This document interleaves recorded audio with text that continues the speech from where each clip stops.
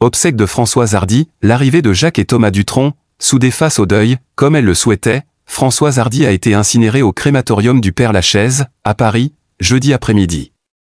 Les hommes de sa vie, Jacques et Thomas Dutronc, étaient bien sûr présents. 9 jours après son décès, famille et amis de Françoise Hardy avaient rendez-vous au crématorium du Père-Lachaise, dans le 20e arrondissement de Paris, ce jeudi après-midi pour un dernier adieu.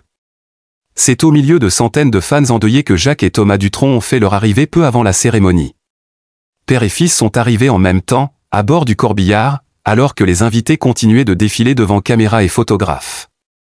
Ils ont ainsi pu retrouver les personnalités venues rendre un dernier hommage à Françoise Hardy, Étienne Daho, Julien Clerc, Marc Lavoine, Louis et Mathieu Chédid, Nicolas Sarkozy et Carla Bruni, Mireille Dumas, Michel Denisot, Anouchka Delon, son ami Armand Altaï, après le Père-Lachaise, direction la Corse. Les dernières volontés de la chanteuse, décédée le 11 juin dernier, après un long combat contre la maladie, ont donc été respectées.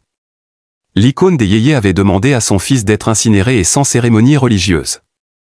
L'organisation de ces obsèques s'est avérée délicate pour Thomas Dutronc, qui s'est retrouvé partagé entre le souhait de sa mère d'être incinérée dans l'intimité et le désir de lui rendre un dernier hommage à sa hauteur. Après cette cérémonie au Père-Lachaise, les cendres de Françoise Hardy doivent ensuite être transportées en Corse, où elle possédait sa chère maison de Monticello, où vit aujourd'hui Jacques Dutronc avec sa compagne Sylvie Duval.